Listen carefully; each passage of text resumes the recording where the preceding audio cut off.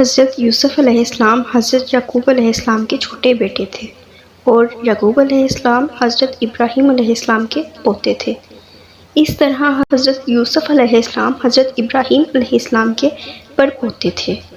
حضرت یعقوب علیہ السلام کے 12 بیٹے تھے اور حضرت یوسف علیہ السلام سب سے چھوٹے تھے۔ بہت خوبصورت تھے، باپ ان کو بہت چاہتے تھے۔ حضرت یوسف علیہ السلام نے ایک خواب میں دیکھا کہ 11 ستارے اور چاند اور سورج مجھے سجدہ کر رہے ہیں۔ انہوں نے یہ خواب اپنے باپ کو سنایا۔ باپ نے حضرت یوسف کو منع کر دیا کہ یہ خواب اپنے سوتیلے بھائیوں کو نہ بتائے۔ حضرت یوسف علیہ السلام کے سوتیلے بھائیوں نے مل کر مشورہ کیا کہ ہمارے ابا جان یوسف علیہ السلام کو بہت چاہتے ہیں اور ہم کو اتنا نہیں چاہتے، اس لیے یوسف کو جان سے مار دیا جائے۔ لیکن ان میں سے ایک نے کہا کہ جان سے مت مارو بلکہ یوسف کو ایسے کنویں میں پھینک دو جس میں پانی نہ ہو۔ سب نے مل کر یہ بات طے کر لی۔ یہ سب بھائی اپنے باپ کے پاس آئے اور کہا کہ آپ یوسف علیہ السلام کو ہمارے ساتھ کھیلنے کے لیے بھیج دیں۔ ان کے باپ حضرت یعقوب علیہ السلام نے کہا کہ مجھے ڈر ہے کہ کہیں تم کھیل میں لگ جاؤ اور کوئی بھیڑیا جنگل میں اس کو کھا جائے۔ بھائیوں نے کہا کہ ہم ایک طاقتور جماعت ہیں، ایسا کیسے ہو سکتا ہے؟ آخر باپ نے حضرت یوسف علیہ السلام کو بھائیوں کے ساتھ بھیج دیا۔ بھائیوں نے ان کو ساتھ لے جا کر ایک اندھیرے کنویں میں پھینک دیا اور رات کو روتے ہوئے گھر واپس آئے اور کہا کہ ابا جان ہم آپس میں دوڑ لگا رہے تھے اور یوسف ہمارے سامان کے پاس بیٹھا تھا کہ ایک بھیڑیا آیا اور اس کو کھا گیا۔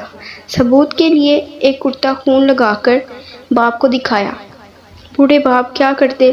صبر کیا، خاموش ہو گئے، لیکن بیٹے کی جدائی میں روتے رہے۔ جس کنویں میں حضرت یوسف علیہ السلام کو پھینکا تھا اس کے قریب ہی ایک قافلہ آیا اور انہوں نے پانی نکالنے کے لیے ڈول کنویں میں ڈال دیا۔ دیکھا کہ ایک خوبصورت لڑکا کنویں میں ہے، ان کو باہر نکال لیا اور جب قافلہ مصر پہنچا تو وہاں پر مصر کے بادشاہ نے ان قافلے والوں کو تھوڑی قیمت دے کر خرید لیا اور اپنی بیوی زلیخا سے کہا کہ اس کو پالو، ہو سکتا ہے کہ ہم اس کو اپنا بیٹا بنا لیں۔ حضرت یوسف علیہ السلام جوان ہو گئے، ان کی خوبصورتی، وجاہت و عقل مندی اور بڑھ گئی۔ زلیخا عزیز مصر کی بیوی ان پر فریفتہ ہو گئی اور ان کو ان کے نفس کی جانب سے پھسلانے لگی۔ ایک روز اس نے کمرے کے سارے دروازے بند کر دیے۔ حضرت یوسف علیہ السلام نے یہ حالت دیکھی تو خدا سے پناہ مانگ لی اور دروازے کی طرف بھاگے۔ زلیخا نے پیچھے سے آپ کی قمیض پکڑ لی جس سے قمیض پھٹ گئی۔ اس وقت عزیز مصر یعنی زلیخا کا شوہر بھی دروازے پر آ گیا۔ زلیخا نے الٹا الزام حضرت یوسف علیہ السلام پر لگایا اور اپنے خاوند سے کہا کہ یہ شخص تیری بیوی کی بے آبروئی کرنا چاہتا تھا، جس کی سزا اس کو ملنی چاہیے۔ حضرت یوسف علیہ السلام نے کہا میں بے گناہ ہوں، بلکہ یہ عورت مجھ کو پھسلانے کی کوشش کر رہی تھی، مگر خدا نے مجھ کو اس سے بچا لیا۔ آخر یہ معاملہ قاضی کے پاس پیش ہوا۔ قاضی نے حضرت یوسف علیہ السلام سے صفائی کے لیے گواہ طلب کیے۔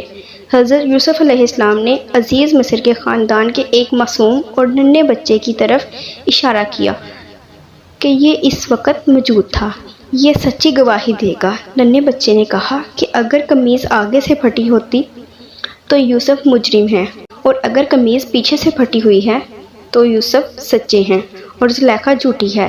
جب حضرت یوسف علیہ السلام کا کرتا دیکھا گیا تو وہ پیچھے سے پھٹا تھا۔ عزیز مصر نے حضرت یوسف علیہ السلام سے کہا کہ اس بات کو جانے دو اور زلیخا سے کہا کہ تو معافی مانگ، حقیقت میں تو ہی قصوروار ہے۔